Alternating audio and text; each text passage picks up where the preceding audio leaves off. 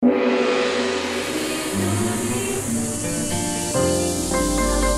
Channel 3, Jembatan Pencerahan. Aku selalu memuja Tuhan yang Maha Esa.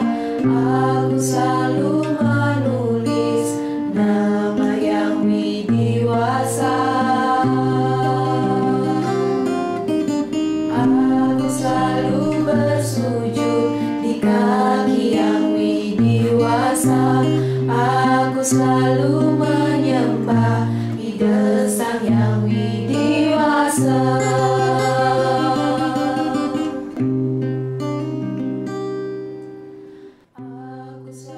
Pemirsa, kita jumpa lagi di kanal YouTube HiTV Channel 3, Jembatan Pencerahan. Nabi Orti, apa kabar? Semoga sehat selalu dalam lindungan yang wujud. Sebentar lagi akan kami suguhkan beragam acara berupa tontonan, bercita-tanan, dan memberi tuntunan untuk kita bersama. Senang sekali si Hadiah Panisia akan mengawali dengan tayangan awal dan berbagi sajian menarik lainnya. Selamat menyaksikan. Aku selalu berdoa pada yang widiwasa. Aku selalu menyebut nama yang widiwasa. Aku mohon ampunan pada yang widiwasa. Aku mohon ampunan pada yang widiwasa.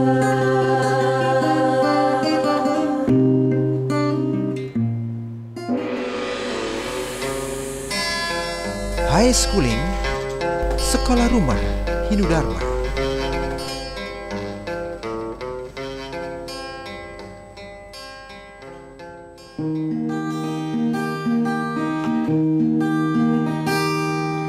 Inilah media yang sangat sederhana. Sekolah rumah dari Rumah Hindu Dharma. Hai semua swindu, para siswa-siswi. Yuk kita belajar bersama Putri dan Jen. Pemirsa HiTV Channel 3, kita jumpa kembali dalam program High Schooling Sekolah Rumah Hindu Dharma yang akan menemani adik-adik swindu belajar dari rumah. Kali ini kita akan belajar bersama selaras kurikulum, yakni tentang konsep Satatai. Seperti apa Satatai yang harus kita hindari dan tidak boleh dilakukan kepada sesama, mari kita pelajari bersama.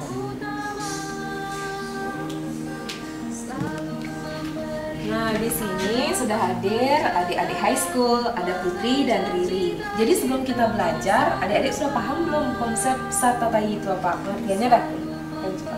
Satatai itu adalah 6 perbuatan yang kejam, Kak Mia. Ya, benar sekali. Jadi lebih lengkapnya adik-adik swindu, Satatai adalah 6 perbuatan kejam yang harus dihindari dan tidak boleh dilakukan kepada sesama karena tergolong perbuatan himsa karma.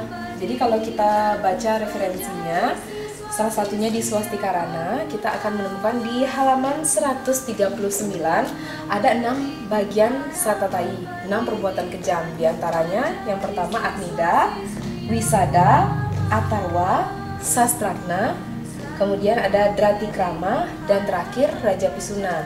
Nah, kali ini kita akan membahas satu persatu mulai dari Agnida. Kak Mia, Ya. sepengetahuannya Putri, Agnida itu berasal dari bahasa Sanskerta. Akar katanya itu adalah Agni yang artinya api. Terus api dan Satatai itu apa, Kak? Ya, kita mulai masuk ya untuk adik-adik swindu mulai dari perbuatan kejam yang pertama dari Satatai, yaitu Agnida. Jadi, Agnida adalah membakar atau memusnahkan hak milik orang lain. Jadi tidak hanya api yang muncul saja adik-adik swindu yang ada di rumah. Jadi api amarah dalam diri, baik dari pikiran kita, perkataan atau perbuatan kita dalam Trikaya Parisuda itu kita istilahnya beralih ke yang negatif, itu juga bisa menimbulkan Agnida, jadi api amarah seperti itu. Dan juga terkandung dalam pengertian Agnida juga seperti contohnya mengadu domba orang lain, sehingga menimbulkan permasalahan atau perselisihan mengakibatkan orang itu menderita. Jadi tidak hanya sesuatu yang terbakar dalam bentuk nyata, misalnya melakukan perbuatan membakar milik orang lain saja, tapi membakar emosi seseorang juga salah satu perbuatan yang kejam, tidak boleh untuk dilakukan. Jadi ini melanggar dari konsep trikaya Parisuda. Apa saja bagian trikaya parisuda? Cika, wacika, dan karika. Yaitu berpikir dan berbuat yang baik. Sehingga dengan kita teguh menjalankan trikaya parisuda, maka kita bisa terhindar dari salah satu perbuatan dalam satatai, yaitu aknida. Jadi adik-adik Swindu yang ada di rumah yang sedang belajar, mari kita mulat sarira, belajar bersama dan introspeksi diri agar terhindar dari salah satu perbuatan dari satatai ini, yaitu aknida. Lebih jelasnya, membakar atau memusnahkan milik orang lain. Dalam hal ini tergantung dari pemahaman kita, tidak hanya membakar benda atau barang, tapi juga jangan sampai kita bisa membakar emosi atau amarah orang lain. Itulah tadi adik-adik Swindu yang ada di rumah, program High Schooling Sekolah Rumah Hindu Dharma. Semoga dapat menginspirasi dan bermanfaat untuk adik-adik belajar di rumah. Saya Mia Dewa dan adik-adik High School pamit undur diri. Tetap menjadi yang terbaik untuk keluarga. Salam damai, Channel 3.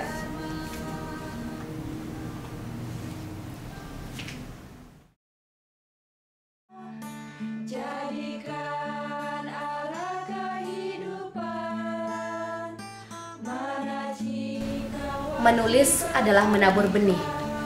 Membaca adalah memupuk. Diskusi adalah memanen. Saya Widi Puspitarani untuk Hai TV Channel 3, Jembatan Pencerahan. Jadikan arah jalan kita, berpikir, berkata, berlaksana. Kita sadar betul bahwa kita berada di ruang yang berbeda. Seringkali duduk di kursi berlainan, bahkan tidur di ranjang yang tak sama. Tapi kita yakin, kita punya mimpi yang sama. Hindu Dharma bercahaya. Saya Andini Sucika untuk Hai TV Channel 3, Jembatan Pencerahan. Pemirsa, demikian tadi telah kita saksikan bersama High Schooling Sekolah Rumah Hindu Dharma. Selanjutnya mari kita nikmati ngopi, ngobrol inspiratif.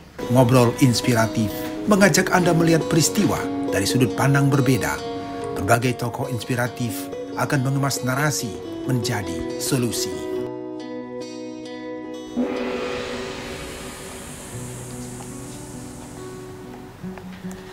Pemirsa Hai TV Channel 3, apa kabar Anda? Dumugi serta becik dalam karunia yang widi. Berjumpa kembali dalam program Ngopi, Ngobrol Inspiratif Bedah Kolom Majalah Wartam. Kali ini saya tengah menggenggam Majalah Wartam edisi 83 dengan banner Bali Koronomik. Nah, salah satu tulisan yang ada di edisi Bali Koronomik ini berjudul Tamba Jiwa Bernama Weda. Seperti apa Tamba, seperti apa Tamba Jiwa, hingga Tamba Jiwa Bernama Weda. Pemirsa, jangan kemana-mana, Ngobrol Inspiratif akan hadir bersama tamu spesial yang sudah datang berkunjung ke Kedai Ngopi Esko setelah pariwara yang satu ini. Didukung oleh Duparani, Dupanya Hindu Sejati.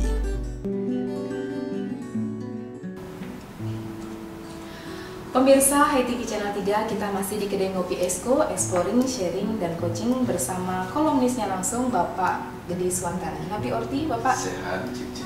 Sehat sentosa Pak ya. Langsung saja Bapak, Tamba Jiwa Bernama Weda menjadi topik bahasan kita kali ini. Kalau Tamba Jiwa sih kita sudah banyak paham ya, semacam obat atau penawar yang bisa dioles, diminum langsung atau sebagaimana mestinya lah sepatutnya. Nah, kalau Tamba Jiwa Bernama Weda ini susah dipahami Pak, bisa nggak dijelaskan? Ya, sakit yang utama ya sebenarnya bukan fisik. Kalau fisik sakit mungkin pikiran masih sehat. Nah, kalau pikiran yang sakit semuanya ikut sakit. Nah, itu. Nah, kalau pikiran sakit artinya nanti macam-macam, bisa sakit jiwa, sakit hati gitu ya. Nah, ini sebenarnya bisa diobati oleh Weda, bukan digosok seperti halnya fisik itu gitu. Tapi bisa diobati oleh Weda. Nah, mengapa? Karena sakit mental secara inti kan sesuatu yang membuat dia stres. Sembuhnya ketika dia bahagia, inginnya dia bahagia. Nah, sementara Weda memberikan guideline, memberikan cara bagaimana menuju bahagia itu sih. Tunggu sebentar Pak, berarti yang Bapak maksud tambah jiwa ini apakah Ayurwedanya atau seluruh hal tentang Weda Pak? Kalau Ayurweda kan keseluruhan tentang fisikal.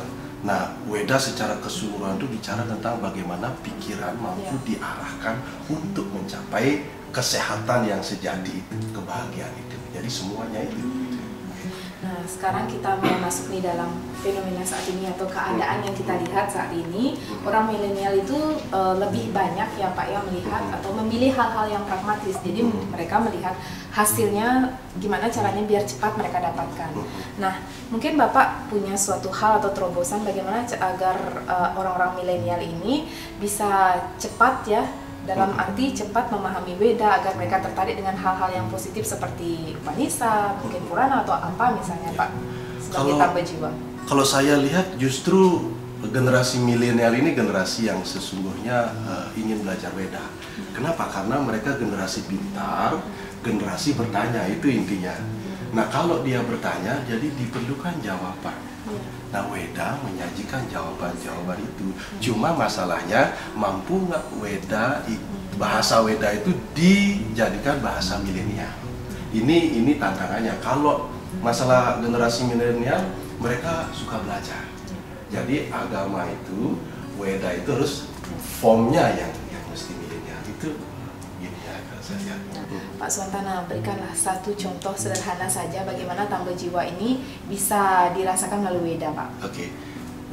Contoh umpama anak muda ini lagi sakit hati. Sakit hati. Sakit hati, tentu sangat menyakitkan ini. Nah, kemudian Weda memberikan gambaran sakit hati itu kan di permukaan. Ya, di permukaan. Mari kita, ada slokanya loh yang mengatakan bahwa mari kita berbahagia, mari kita syukuri apa yang terjadi. Nah, jadi ada proses internalisasi itu dengan bahasa yang sederhana, kemudian masuk ke dalam, karena setiap orang kan, biar generasi muda mereka ingin bahagia, dengan dirangsang untuk, oh ternyata bahagia itu di sini ya. Dengan menyadari itu melalui Weda, kita generasi muda itu otomatis dia, oh ternyata tidak serem gitu ya, tidak serem. Weda itu ternyata mengantarkan kita yang memang keseharian kita. Itu contoh nyatanya Pak ya. Jadi dengan kita membaca, kemudian memahami sampai meyakini dari sloka-sloka Weda itu ibarat tambah jiwa juga buat diri kita. Nah, terakhir closing statementnya Pak, satu kalimat saja nih yang mewakili tulisan yang berjudul Tambah Jiwa bernama Weda. Jadikan Weda sebagai obat jiwa kita. Iya, terima kasih Pak Swantana. Akhir kata tadi menutup perbincangan kita dalam program Ngobrol Inspiratif dari Kulo Majalah Wartam. Semoga dapat bermanfaat dan menginspirasi untuk kita bersama. Saya Mia Gandewa bersama Pak Gede Swantana pamit undur diri. Salam damai, Channel 3.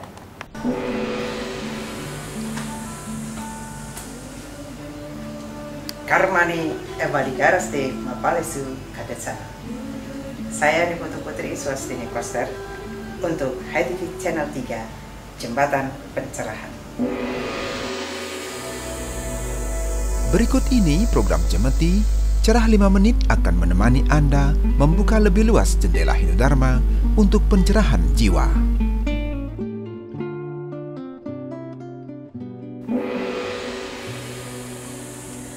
Pemirsa HTV Channel 3, Napi Orti, Dumugis tetap becek dalam karunia yang widi. Kita berjumpa kembali dalam program Cemeti, Cerah 5 Menit. Kali ini kita akan mengudarkan tentang topik bahasan Anggara Kasih Perang Bakat. Nah, rerahinan Hindu ini sering menjadi guyonan dalam pergaulan sehari-hari. Misalnya nih, kalau kita dengar sebuah percakapan atau model pertanyaan semacam ini. Kapan kita bisa ketemu, Pak? Lalu ada menjawab, ya nanti saja pada saat Anggara Kasih Perang Bakat. Nah, terdengar semacam seperti olok-olok atau guyonan. Nah, sebenarnya seperti apa sih Anggara Kasih ini sebenarnya? Nah, langsung saja nih kita akan konfirmasi. Kebetulan sudah hadir Bapak Agus Budiatnyana, ya, salah satu penulis dari Majalah Wartam juga, yang kebetulan berkunjung ke kedai ngopi Esko. Napi Orti, Bapak? Nggih, becek-becek ya. Sehat selalu, Bapak. Sehat selalu. Langsung saja, Pak. Sebagai pengantar, bisa nggak Pak menguraikan apa sih perang bakat ini, Pak? Perang bakat itu sebenarnya wuku ya, setelah menail ya. Jadi ada 30 wuku Setelah Menail itu perang bakat. Jadi kalau kita lihat di mitologinya, Menail itu disemayami oleh Sang Hyang Citragoda. Kemudian perang bakat itu sebenarnya adalah Betara Bisma. Jadi ini tidak terlepas dari kisah-kisah pewayangan juga.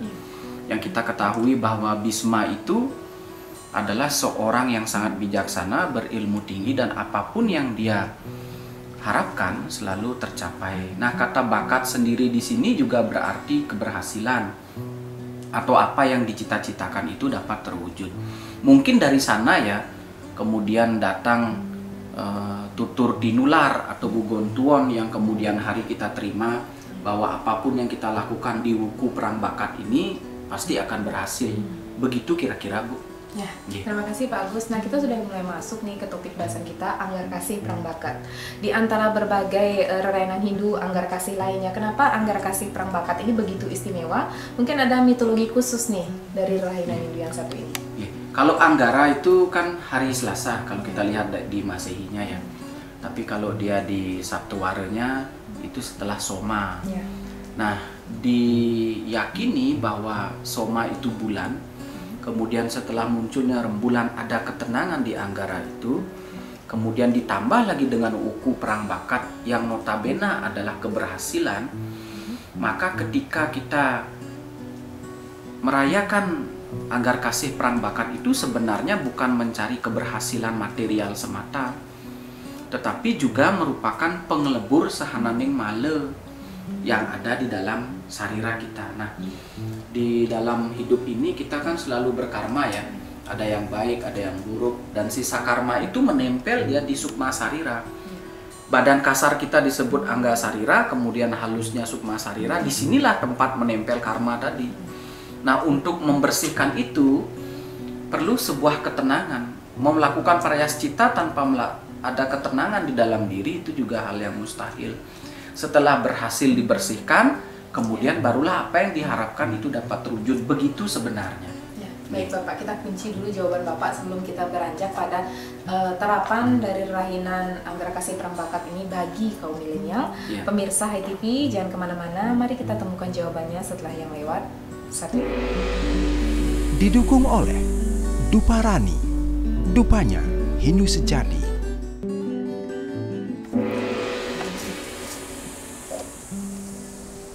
Pemirsa Hai TV Channel 3, kita masih ditemani Kopi Esko, Exploring, Sharing, dan Coaching dalam program Cemeti bersama Pak Agus Budiatnyana. Langsung saja Pak, terapan dari rainan Anggarkasih Perang Bakat ini bagi kaum milenial seperti apa Pak? Jadi kalau bagi kaum milenial ya, kita kan harus punya semangat. Ya. Kemudian ada goal yang harus dicapai. Perang bakat ini mengajarkan kita untuk tetap optimis sebenarnya. Optimis dalam segala hal ya. Optimis mencari ilmu pengetahuan, kemudian optimis dalam dunia kerja, mencapai sesuatu baik material dan spiritual. Nah, kalau upacara saja tanpa dihayati dalam keseharian itu hanya akan menjadi sebuah rentetan ritual-ritual yang notabene hanya akan menjadi pekerjaan sehari-hari. Tetapi kalau sudah kita maknai sebagai pecut bahwa di wuku perang bakat ini apapun yang kita inginkan harus kita dapatkan, itu menjadi cemeti bagi kaum milenial untuk dapat mengejar cita-citanya. Begitu sebenarnya. Sudah mulai nih kita mengarah pada spiritnya kan gitu Pak ya. Jadi terakhir sebagai closing statement, Bapak penting membagikan spirit dari rainan Anggarkasih Perang Bakat ini bagi semua umat Hindu dimanapun berada. Silakan. Kalau kita di Anggarkasih Perang Bakat kan melakukan persembahyangan, mohon kehadapan ide betara yang para mesti guru ya. Inti permohonan itu sebenarnya adalah keberhasilan, sida, kemudian pawitra, kesucian, dan yang terakhir itu adalah kebahagiaan, sarwo prani lah. Dan ketiganya itu tidak dapat dicapai kalau hanya kita berdiam diri, kemudian berhenti dalam tataran ritual. Jadi kita harus bekerja, kemudian melangkah, mengevaluasi diri, apakah langkah kita tadi atau yang sebelumnya itu sudah benar atau salah. Temukan jawabannya, kemudian perbaiki diri, baru perang bakat itu akan ketemu begitu. Jadi kita ini memang harus bekerja ya, kemudian berusaha agar lebih baik itu sebenarnya. Dibarengi dengan doa, karena usaha tanpa doa juga akan sia-sia. Doa tanpa usaha juga tidak akan menghasilkan apa-apa begitu. Demikian pemirsa HiTV Channel 3 apa yang telah disampaikan oleh Pak Agus tadi tentang spirit dari Rainan Anggara Kasih Perang Bakat menutup perbincangan kita dalam program Cemiti Cerah 5 Menit. Semoga dapat bermanfaat dan menginspirasi untuk kita bersama. Salam damai, Channel 3.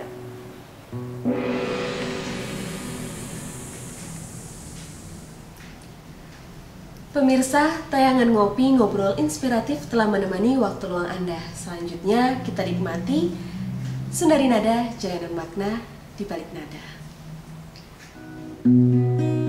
Ku melihat dengan mata hati, ku mendengar bisikan hati, ku berkata dengan hati-hati dan berbuat selaras kata hati, dan berbuat selaras kata hati. Ku melihat dengan mata hati, ku mendengar bisikan hati. Demikian tadi pemirsa, telah kami suguhkan beragam acara untuk mengisi ruang dan waktu Anda. Mewakili seluruh kru HiTV Channel 3, saya Diah Parisya mohon pamit undur diri dan maaf jika ada yang tak berkenan. Mari kita akhiri tayangan hari ini dengan lantunan Sundari Nada, Jalanan Makna di Balik Nada. Salam damai, Channel 3. Karena semua yang datang dari hati, kita terima dengan senang hati, kita terima dengan senang hati. Karena semua yang datang dari hati akan diterima dengan hati. Karena semua yang datang dari hati kita terima dengan senang hati, kita terima dengan senang hati.